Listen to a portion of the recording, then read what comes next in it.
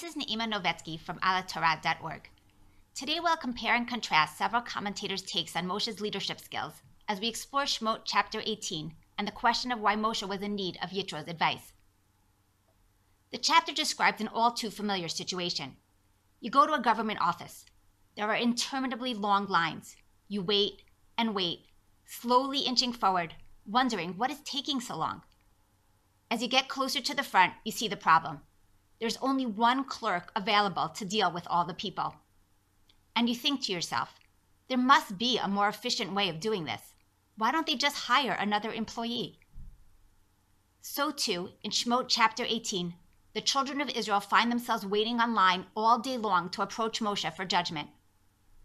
Yitro watches the scene from the sidelines, realizes that the situation is unbearable, and makes the rather obvious suggestion that Moshe appoint other judges to assist with the workload. We are then told that Moshe implements Yitro's advice, and Yitro departs having accomplished his objective. Yitro's advice seems like such an obvious and simple solution that one cannot help but wonder, how could it be that Moshe, the greatest of all men and in possession of a direct line to Hashem, needed Yitro's help to figure this out? As Abarbanel, a 15th century Portuguese and Spanish commentator, aptly formulates in his fifth question on our chapter. And the fifth question concerns the advice of Yitro to Moshe regarding the appointment of judges. For Yitro's words were proper and correct, but the slightest of individuals could recognize that it was a poor idea to have one individual stand from morning to night to judge, and that in so doing both the judge and the judged would tire. And how could Moshe Rabbeinu and all the elders of Israel not realize on their own that if they appointed other judges, it would lighten the burden? The Akedat Yitzchak, Abarbanel's older contemporary, further notes that in thinking about our question, the reader is caught in something of a catch-22. If Yitro's plan was an obvious and appropriate corrective for a difficult situation, then Moshe looks foolish for not solving the problem on his own. On the other hand, if Yitro's plan was unhelpful, why did Moshe implement it at all? In exploring the issue, it's worth addressing two other questions that emerge from our chapter, both questions of chronology. First, when did Yitro proffer this advice, before or after Matan Torah? The chapter is placed before the description of the revelation at Sinai, yet Moshe tells Yitro that he's teaching the nation Hashem's statutes and laws, which would suggest that the Decalogue and accompanying laws had already been relayed. The question of whether or not a corpus of civic law was already in place when Moshe judged the people plays a significant role in how one evaluates why Moshe did not appoint helpers on his own. Second, when did Moshe implement Yitro's advice? Was it immediately, as a literal reading of the narrative might suggest, or only later on? Dvarim chapter 1 recounts a story parallel to ours, in which Moshe speaks of his appointing of heads of tens and hundreds to aid him as judges. Yet this account implies that it happened in the second year. If the story mentioned in Dvarim is identical to ours, does this suggest that Moshe first acted on Yitro's advice only in the second year? If so, why did he wait? Commentators explore these questions, debating what our story teaches about the administrative skills of both Moshe and Yitro. At the heart of the debate lies not simply questions of text, but the much more fundamental question of how to view our leaders. Must one view Moshe as an impeccable leader in both spiritual and mundane matters? Or can one suggest that he was perhaps less than perfect and potentially flawed or lacking in managerial skills?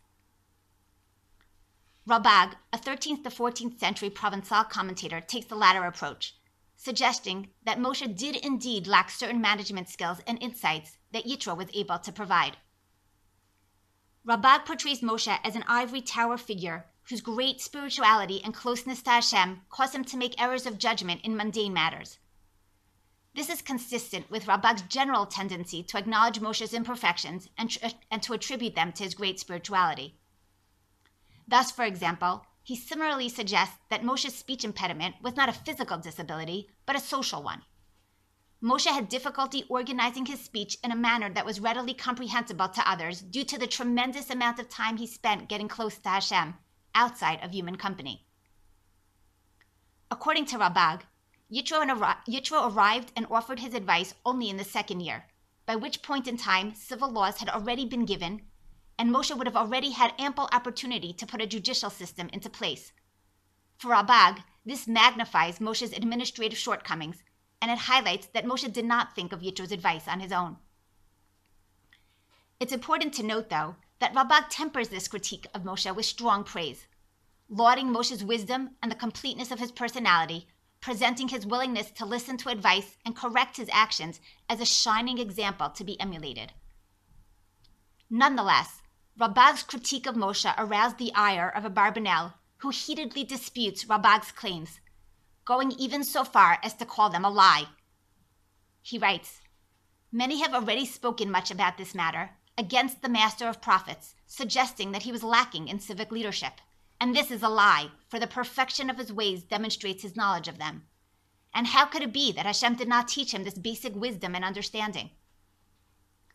Thus, in contrast to Ralbag, Abarbanel maintains that Moshe's system was actually the best option for the time being, and that Yitro's advice, though well-intentioned, was both unnecessary and mistaken. He claims that Moshe had already thought of the idea of delegating responsibilities on his own, and had waited to implement the idea only because it was not yet viable. Since the nation had not yet received the body of civil law outlined in Parashat Mishpatim, Moshe needed to wait until after receiving the Torah to entrust cases to other judges. Without such a law code, these judges on their own would never have known the proper law desired by God. Yitro, being unaware of the imminence of revelation, erroneously assumed that Moshe was planning on continuing in the role of sole judge indefinitely. As such, he recommended that Moshe should appoint judges who would render verdicts based on their own common sense. Consequently, Abarbanel concludes that Yitro's advice was both ill-timed and reflective of a Midianite model of justice rather than a divine one. According to Abarbanel, in contrast to Ralbag, Yitro arrived and offered his advice in the first year, but Moshe first appointed the judges in the second. He emphasizes that this implementation would have taken place regardless of Yitro's advice. In addition, it differed from Yitro's suggestion in several important aspects, highlighting how Moshe's wisdom and his own plan surpassed that of Yitro. Abarbanel suggests that this is why Moshe does not even credit Yitro for his suggestion when he retells the story in Dvarim chapter 1. One might still wonder, though, why in our chapter, not only is the idea presented as solely Yitro's, but the text emphasizes how Moshe fulfilled it to the letter. Abarbanel responds that this merely reflects Moshe's desire to honor his father-in-law. However, if so, we would have expected him to reference Yitro in Dvarim as well. Ralbag and Abarbanel's readings of the character of Moshe are thus diametrically opposed to each other. We wonder, why is one so much more willing to see a flawed Moshe than the other? It's possible that the different portraits are actually somewhat autobiographical. Abarbanel, who spent much of his life in a diplomatic and political role, being a minister in both Portugal and Spain, was probably inclined to assume that Moshe also was skilled in these areas. Little information is known about Ralbag's life, but some of his works give an impression that their author was more of an ivory tower scholar than a person engaged with the masses. With this, we move to one last approach, a reading which attempts to chart a middle ground and to portray both Moshe and Yitro in a positive light. Rav Yitzchak Arama, the Akedat Yitzchak, precedes Abarbanel in suggesting that Moshe needed to judge all disputes on his own because the Torah and the corpus of civic law had not yet been given. Under these circumstances, no one trusted that anyone but Moshe could do a fair and wise job. And as such, there's no fault to be found in Moshe's leadership. He was simply doing the best he could with the hand that God had dealt him. In contrast to Abarbanel, though, the Akedat Yitzchak portrays Yitro as giving Moshe sound advice, which Moshe on his own had not thought of. Yitro, like Moshe, recognized that an effective judiciary needs a corpus of law, and that if every individual judge decided on his own what was right, chaos might reign. As such, he went to the root of the problem and proposed that the nation receive a divine civil law code. Such a code would ensure that no one could dispute the justness of the law, and all would know how to rule.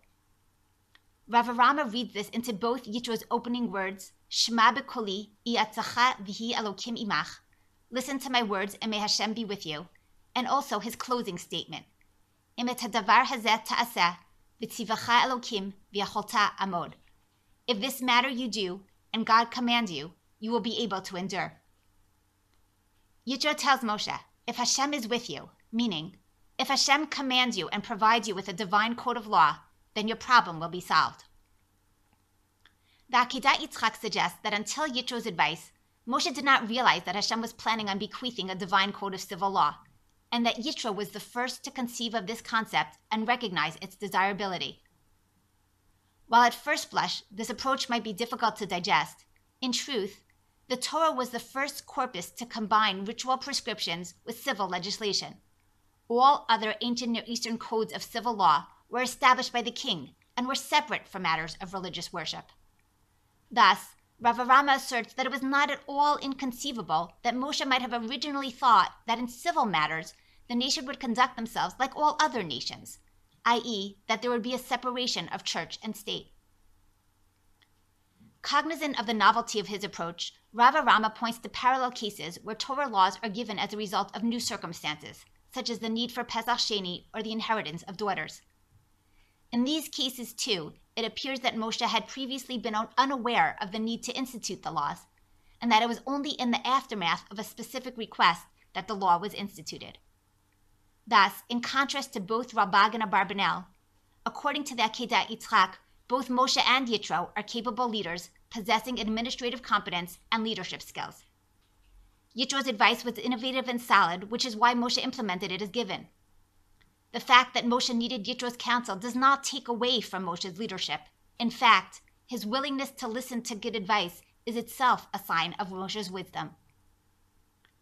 To summarize, we have seen three differing evaluations of both Moshe and Yitro. Rabag paints Moshe as less than perfect, viewing his high spiritual state as hindering his interactions in the interpersonal and administrative spheres. Abarbanel, in contrast, prefers to view Moshe as an unflawed leader, leading him in turn to read Yitro as perhaps well-intentioned, but not particularly helpful. Finally, the Akedat Yitzchak sees both Moshe and his father-in-law as competent and skilled administrators. Which of the various portraits do you find most compelling? For more on this topic and many other topics related to Parashat Yitro, please visit ALHATORAH.org.